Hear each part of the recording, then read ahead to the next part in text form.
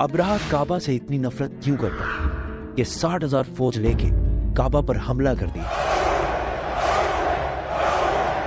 کیونکہ کعبہ پورے عرب کے لیے سب سے مقدس جگہ بن چکی تھی. پورے عرب سے لوگ مکہ عبادت کے لیے آتے تھے، جس سے چند لوگ بہت پیسہ کما رہے تھے.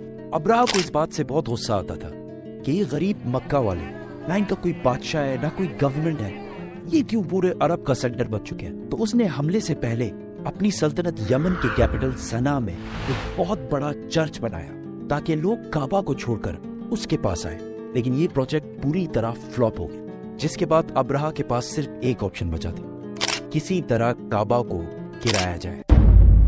ابراہ کسی بادشاہ کے گھر میں پیدا نہیں ہوا تھا، بلکہ یہ رومن امپائر کے ایک چھوٹے سے شہر کے ایک چھوٹے سے بزنس مین کا غلام تھا. اصل میں مسئلہ یہ تھا کہ یمن اور حبشہ کی لڑائی بہت عرصے سے چل رہی تھی، کیونکہ یمن واز ڈومینیٹڈ بائی جوز، یہودی، اور حبشہ میں سارے کرسچنز رہتے تھے. تو کیا ہونا تھا؟ تو پہلے یہودیوں نے حملہ کیا اور کرسچن علاقوں میں بہت تباہی مچائی، جس کی وجہ سے سپر پاور رومن امپائر کو بہت غصہ آیا.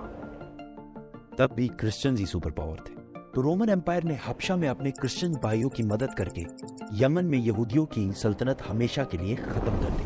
اور اس کام کے لیے انہوں نے اپنے ہی غلام کو بھیجا، جس کا نام تھا ابراہ، جو 1,00,000 فوج لے کر گیا اور یہودیوں کی تباہی مچا دی. اس جیت کے بعد ابراہ بہت زیادہ سٹرونگ ہو گیا اور اس نے یمن کو اپنے ہی ملک حبشہ سے الگ کر لیا. حبشہ کے بادشاہ کو اس پر بہت غصہ آیا اور اس نے پھر ایک فوج بھیجی، لیکن اس بار ابراہ کے خلاف. اس نئی فوج نے اپنے ہی جنرل کو قتل کر کے ابراہ کے سامنے پیش کیا اور ابراہ کے فوج میں شامل ہو گیا.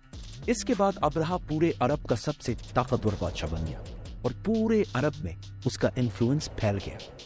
سوائے ایک چیز کے، ہر سال پورے عرب سے ہزاروں لوگ مکہ میں کعبہ کے طواف کے لیے جایا کرتے تھے. تو ابراہ نے سوچا اس میں کون سی بڑی بات ہے، ہم بھی ایک بنا دیتے ہیں. تو اس نے اپنے کیپٹل میں ایک عالی شان چرچ بنایا، جس کو اس نے پورے دنیا کے ہیرے جواہرات سے بھر دیا. یہ بلڈنگ پورے عرب میں سب سے خوبصورت اور عالی شان بلڈنگ تھی.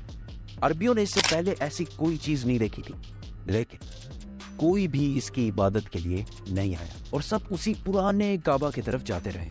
اتنا خرچہ اور اتنا سب کچھ کرنے کے بعد بھی جب ابراہ فیل ہوا تو اس کے پاس صرف ایک ہی آپشن بچا. تو اس نے 60,000 لوگوں کی فوج جمع کی اور کعبہ پر حملہ کر دیا.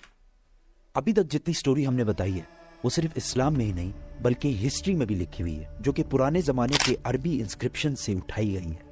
ان سب میں ابراہ ایک بہت بڑا بادشاہ تھا، لیکن اس کے مکہ جانے کا کوئی بھی ذکر نہیں ہے.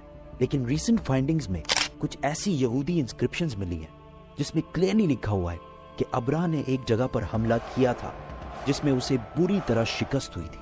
تو اب بڑے بڑے ہسٹورینز بھی اس کو مکہ پر اسی حملے کو قرار دے رہے ہیں، جس میں ابراہ اپنے ساتھ کچھ ہاتھیوں کو بھی لے کر گیا تھا. عربیوں کو پتا تھا کہ وہ ان کا مقابلہ نہیں کر سکتے.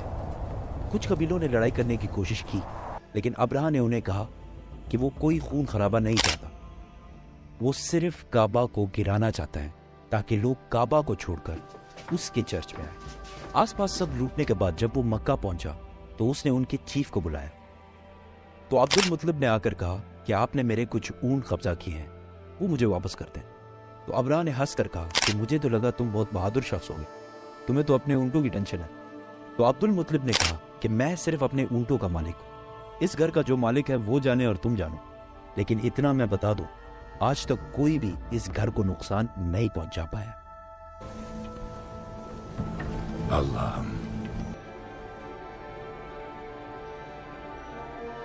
اگلے دن ابراہ نے اپنی فوج کو حملے کا حکم دیا، لیکن اس کا ہاتھی رک گیا اور بہت کوشش کے بعد بھی وہ نہیں ہلا. اسی وقت آسمان سے کچھ پرندے آئے اور ہر ایک کے منہ میں ایک پتھر تھا. یہ ایسے پرندے تھے کہ اس دن سے پہلے نہ انہیں کبھی کسی نے دیکھا اور نہ اس دن کے بعد، اور وہ ابراہ کی فوج کے لوگوں کو ٹارگٹ کر کر کے مار رہے تھے. اب اس کو بہت سارے ہسٹورینز نے اسمال باکس کی ایک ایکسٹریم قسم کا ہے، کیونکہ جیسے ہی پتھر ان کے جسم کو لگتا تھا تو وہ خارش کر کر کے اپنے ہی گوشت کو نکال دیتے، حتیٰ کہ کچھ لوگوں کی ہڈیاں تک نظر آنے لگی. اس حالت میں یہ فوج واپس بھاگی اور ابراہ کی 60,000 کی فوج تباہ و برباد ہو گئی. مکہ کے قریش کی یہ جیت पूरे अरब में फैल गई और कुरैश अरब के नए बादशाह के तौर पर सामने आए। इस वाक़े के बाद पूरे अरब से लाखों लोग काबा के तवाफ के लिए और भी आने लगे और मक्का में हर साल उकास का अजीम शान मेला सजने लगा।